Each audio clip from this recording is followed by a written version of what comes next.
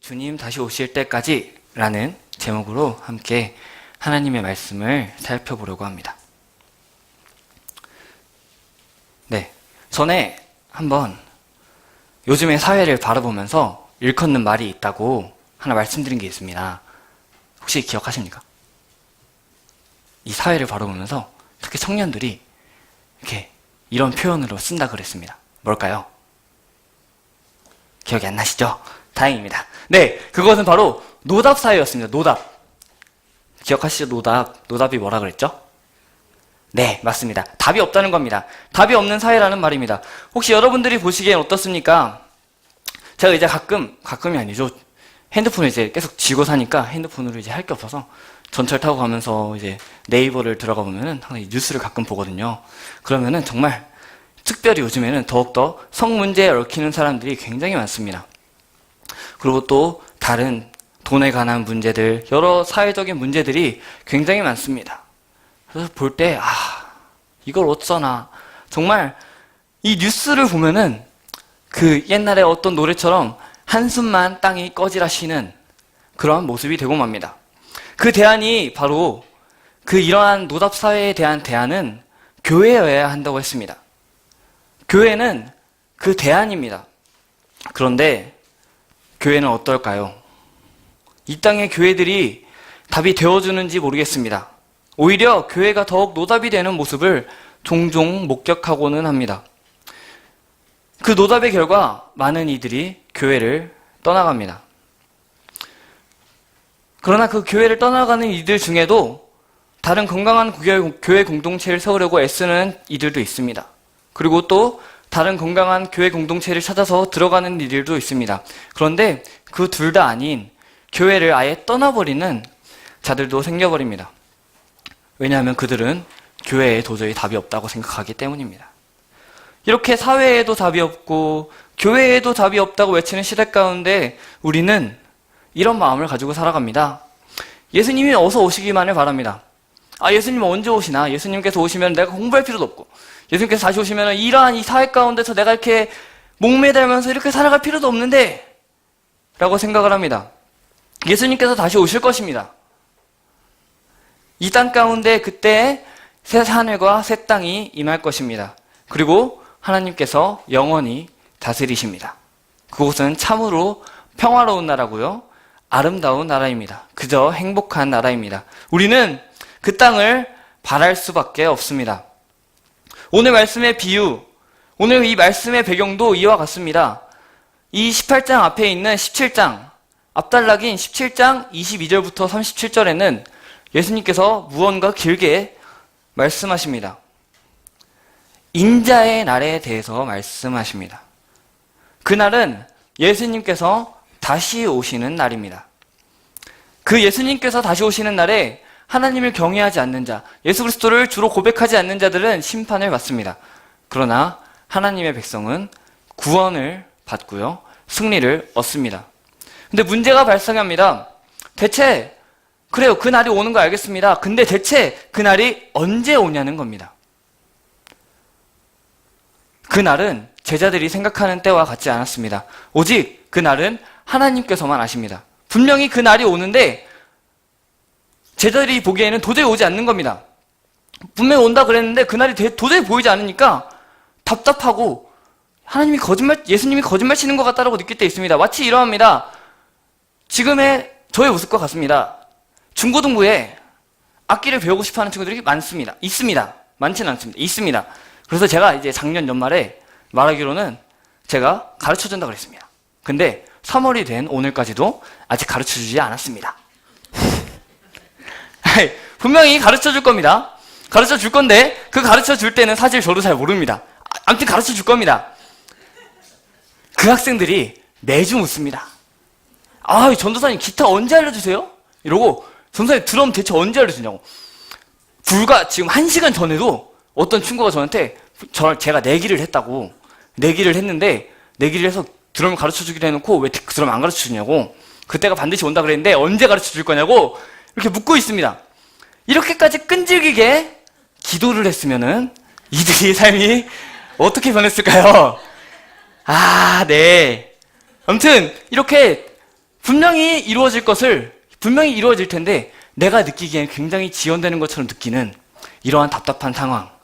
이게 바로 이 비유를 듣는 제자들의 상황이었습니다. 아무튼 이 제자들의 말씀을 들은 예수님의 말씀을 들은 제자들은 굉장히 답답할 겁니다. 그리고 또한 이 누가복음에 읽는 이 누가복음의 독자들도 마찬가지입니다. 예수님께서 분명히 그 날을 말씀하셨습니다. 예수님께서 다시 오실 날을 말씀하셨습니다. 그리고 꽤나 시간이 흘렀습니다. 그런데 아직도 예수님께서 다시 오시지 않았습니다.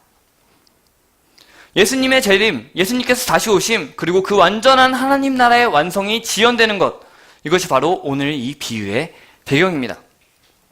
오늘 말씀은 마지막 날에 예수님께서 다시 오실 그 예수님의 재림과 더불어서 하나님의 나라가 완성될 때를 기다리면서 사는 우리 그리스도인들이 어떻게 살아야 하는지를 가르쳐주고 있습니다. 좀 더 구체적으로는 1절에서 그것을 말합니다. 그 의도를 말합니다. 그 의도는 분명합니다. 항상 기도하고 낙심하지 말아야 할 것을 가르치기 위해서입니다. 기도 생활은 항상 해야 합니다. 그리고 낙심하지 말아야 됩니다. 항상 기도하라는 말은 24시간 동안 맨날 하나님한테 하나님 나는 뭐 저쩌고 하나님께 계속 기도하라. 24시간 모든 24시간을 하루의 그 시간을 왼종일 모두를 기도로 채우라는 말이 아닙니다. 이 말은 성령께서 거하시는 사람으로서 우리의 그 마음의 상태가 그 성령께서 거하시는 그 마음의 상태가 날마다 하나님께 구하는 그 마음의 상태가 우리의 삶을 움직여야 한다는 것입니다. 또한 기도하면서 겪을 수 있는 좌절과 실패의 경험 때문에 낙심하는 경우가 있습니다. 이 비유는 그것을 주의하라는 그 비유입니다. 이제 비유를 한번 살펴보면서 말씀이 하고자 하는 말을 살펴보겠습니다. 2절부터 5절까지가 그 비유를 말합니다. 2절은 재판장이 어떤 사람인지를 가르쳐줍니다. 재판장은 이런 사람입니다. 하나님을 두려워하지 않습니다. 그리고 사람들을 무시합니다. 이렇게 예수님은 그를 소개했고요. 4절에서 그가 독백하기로도 그러합니다. 그는 자신을 가리켜서 이렇게 말합니다. 내가 하나님을 두려워하지 않고 사람을 무시한다 라고 말합니다. 이 하나님을 두려워하지 않고 사람을 무시하는 것, 이것이 2번이나 반복됩니다. 그리고 6절에서 예수님은 그를 불의한 재판장이라고 말합니다. 그 재판장은 하나님의 말씀에 부합하는 삶을 살지 않았습니다. 하나님의 법이 가르치는 삶, 하나님의 법이 하나님의 백성에게 요구하시는 그 삶을 살지 않았습니다. 하나님의 법이 가리키는 그 방향으로 살아야 되는데, 그 방향의 길을 걸어야 되는데 정반대의 삶을 살고 있는 것입니다. 하나님의 법이 무엇입니까? 요약하면 이러합니다. 하나님을 사랑하고 이웃을 사랑해라 라는 것입니다. 그런데 재판장은 하나님을 두려워하지 않습니다. 그리고 사람을 무시합니다. 이렇게 하나님의 율법과 정반대의 삶을 살아갑니다. 그래서 재판장은 자기가 하나님입니다. 자기 마음대로 살아갑니다. 진짜 불행한 사실은 이 사람이 재판장이라는 겁니다. 본래 재판장이 어때야 하는지 구약 성경에서 잘 가르쳐줍니다. 역대하 19장에서 보면 이렇게 말합니다. 너희가 재판하는 것이 사람을 위하여 할 것인지 여호와를 위하여 할 것인지를 잘 살피라. 너희가 재판할 때에 여호와께서 너희와 함께 하심이라. 그런즉 너희는 여호와를 두려워하는 마음으로 삼가 행하라 라고 말합니다. 여호와를 두려워해야 한다고 말합니다. 근데 이 비유의 재판장은 하나님을 두려워하지 않습니다. 그 당시의 재판장은 하나님을 두려워하지 않기 때문에 뇌물을 받고요, 정의를 뭉개버리는 사람들이었습니다. 또한 재판장은 가난한 사람들 그리고 과부를 공정하게 재판해야 되고요, 그 가난한 사람, 과부를 보호해 주어야 합니다. 그리고 그들의 억울함을 풀어주어야 합니다. 그런데 그는 그렇게 살지 않았습니다. 예수님께서 소개했듯이 불의한 재판장이 딱 어울리는 사람입니다. 재판장 말고 또 한 사람이 등장합니다. 3절입니다. 그 사람은 과부입니다. 재판장은 힘이 있는 사람입니다. 그런데 과부는 힘이 없습니다. 오늘 말씀을 보면은 풀어야 할 원한이 있어 보입니다. 아마도 어떤 사람과 이 재정적인 문제로 매매맞서 재정적인 문제 때문에 몹시 어려움을 겪고 있었을 것입니다. 그런 그 과부에게 기댈 사람은 누구였을까요? 그 과부가 그 가부의 원한을 풀 사람은 바로 누구였을까요? 오직 재판장뿐이었습니다. 그 사회에서 그녀의 원한을 풀고 그녀의 옳음을 인정해 줄 사람은 오직 재판장뿐이었습니다. 그녀는 그래서 재판장을 찾아갑니다. 뭐라고 말합니까? 내 적대자에게서 내 권리를 찾아주십시오. 내 원수에 대한 나의 원한을 풀어주소서 라고 재판장에게 말합니다. 이 정의가 뭉개져 버린 상황, 보호받아야 되는 그 과부가 보호받지 못하는 이 상황에서 어서 돌이켜 주십시오. 이 불의의 사회에서 정의를 외치는 것입니다. 재판장은 어떻게 합니까? 재판장은 이렇게 합니다. 과부의 그 호소에 두 손 두 발 다 듭니다. 그저 귀찮아서 과부의 원한을 풀어줍니다. 얘가 더 귀찮게 하기 싫어서, 나를 더 귀찮게 할 것 같아서 그냥 보내버리려는 행동입니다. 이 비유는 우리에게 무엇을 가르칠까요? 7절입니다. 예수님은 하물며 라는 표현을 사용하십니다. 더더구나 라는 말을 사용하시는 거죠. 악한 재판장, 그 재판장도 계속 요청하면 들어줍니다. 그런데 선한 재판장이신 하나님께서, 악한 재판장도 들어주는데 선한 재판장이신 하나님께서 더더구나 밤낮 부르짖는 택하신 자들의 원한을 풀어주신다 라는 가르침입니다. 8절에서도 속히 그 원한을 풀어주리라 고 말씀하십니다. 사람을 무시하는 그 재판장, 사람을 무시하고 하나님을 두려워하지 않는 그 재판장은 과부의 원한을 들어주기 싫어했습니다. 그러나 선하신 하나님은 속히 그 원한을 풀어주실 것입니다. 재판장과 과부의 관계는 하나님과 우리의 관계와 연결됩니다. 재판장은 과부의 원한을 풀어주었습니다. 하나님은 하나님의 택하신 자들의 원한을 풀어주실 것입니다. 택하신 자들은 바로 하나님의 자녀인 여러분 한 사람 한 사람과 저입니다. 그리스도인은 이 비유의 과부와 같습니다. 과부는 어떠한 사람입니까? 과부는 남편이 없습니다. 과부는 그를 지켜줄 울타리가 없습니다. 자신을 맡기고 자신이 의지하고 안심할 수 있는 그 든든한 보호자도 없습니다. 가장 연약합니다. 가장 피해 입기 쉽습니다. 힘 있는 자의 그 폭력에 희생되기 쉬운 사람입니다. 이 세상 가운데 그리스도인은 이 과부와 같습니다.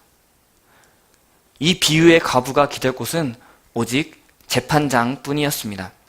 이 시대에 우리가 기댈 곳은 누구입니까? 오직 한 분밖에 없습니다. 그분은 바로 하늘에 계신 우리 아버지 하나님이십니다.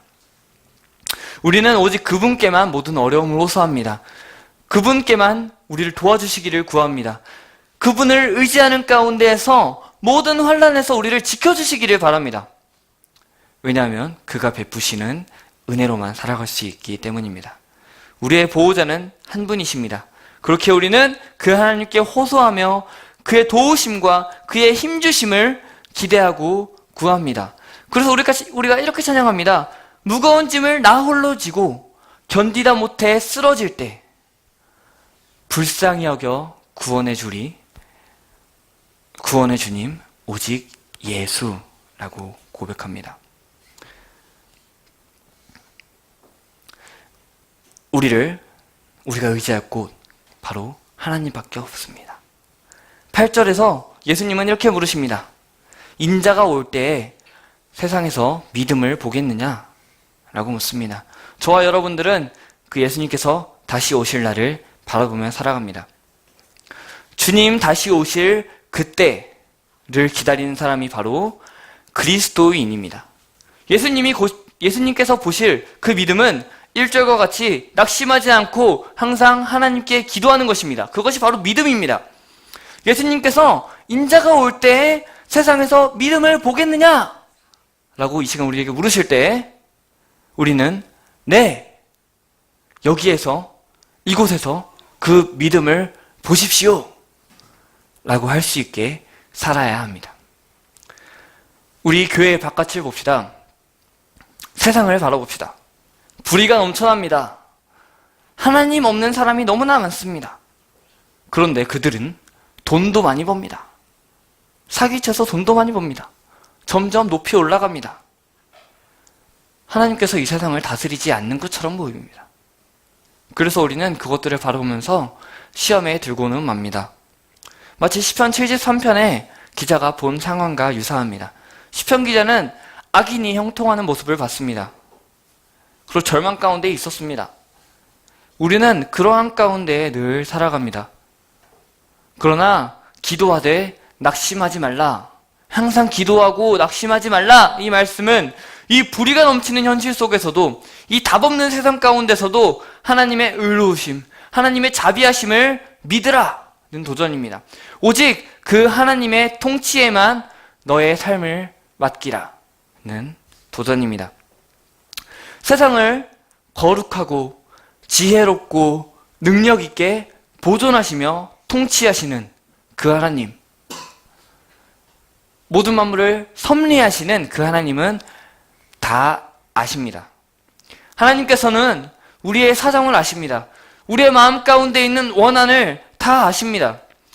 왜냐하면 이미 하나님께서는 다 보고 계시기 때문입니다. 욥이 고백했던 것처럼 우리는 하나님을 보지 못합니다. 그러나 하나님은 우리를 이미 보고 계십니다. 우리의 가는 길을 아십니다. 그래서 우리는 우리의 길을 믿음으로 한 걸음 한 걸음 걸어갈 수 있습니다. 우리의 갈 길을 아시고 우리의 갈 길을 보이시는 그 하나님이 선하신 하나님이시기 때문입니다. 또한 그 모든 것을 아시는 하나님은 들으십니다. 당신의 자녀들이 하는 기도, 하나님의 백성들이 하는 그 기도를 다 들으십니다. 시편 56편의 말씀처럼 우리의 눈물을, 성도의 눈물을 주의 병에 담으시는 그 주님, 그 주님이 우리의 기도를 들으십니다. 그리고 그 들으시는 하나님은 이미 일하고 계십니다. 우리의 눈으로 바라보기에는 그 일하시는 하나님이 보이지 않을 수 있습니다. 그런데 하나님은 이미 일하고 계십니다. 우리가 찬양하는 것처럼 시간이 지나고 돌아보면 그 어느 것 하나 주의 손길이 안 미친 곳이 전혀 없습니다.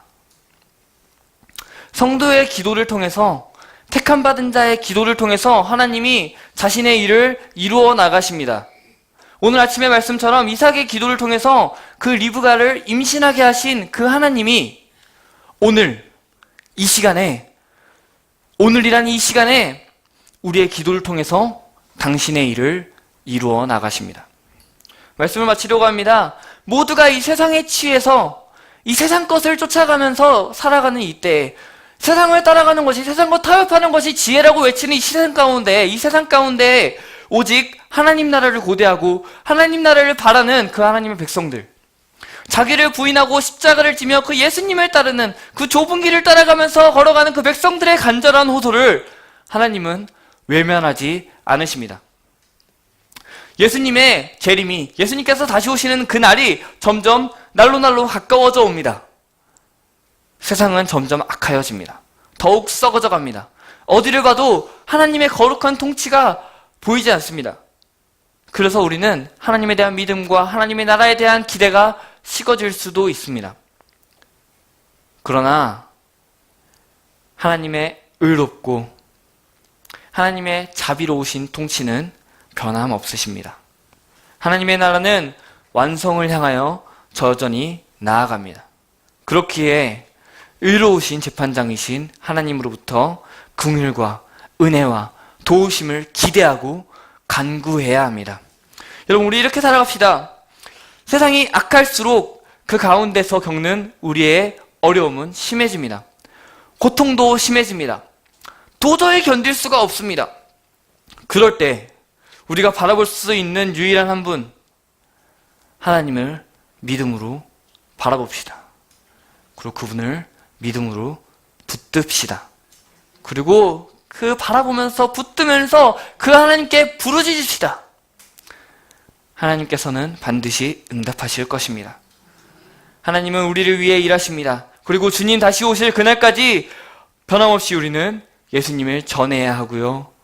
예수님께 신실한 삶을 살아가야 합니다. 우리 그렇게 주님께서 다시 오실 때까지 믿음과 기도로서 기다리며 항상 기도하며 낙심하지 않는, 그리고 예수 그리스도를 전하며 신실한 삶을 살아가는 저와 여러분들이 되시기를 소망합니다. 우리 함께 기도하도록 하겠습니다. 먼저는 여러분들 자신을 위해서 기도하시길 바랍니다. 이렇게 기도합시다. 주님 다시 오실 때까지 내가 믿음으로 기도하겠습니다. 세상이 아무리 좋아 보여도, 그곳이 더 지혜로운 길 같아도 하나님께서 가르쳐 주신 그 길, 하나님께서 가르친 그 길, 내가 그 길을 걷겠습니다. 내가 믿음으로 기도하겠습니다. 낙심하지 않고 기도하며 살아가겠습니다. 그렇게 기도하십시오. 또한 그 같은 기도의 제목으로 주변에 믿음이 약한 그 지체들을 떠올리며 기도합시다. 특별히 떠오르지 않는다면 우리 주일학교 아이들을 위해서 기도해 주십시오. 점점 더 악해져가는 세상 가운데서 그러한 교육들을 받아가고 살아가고 있습니다. 믿음의 길을 걸어가지 못하게 학원이 막고요, 학교가 막습니다.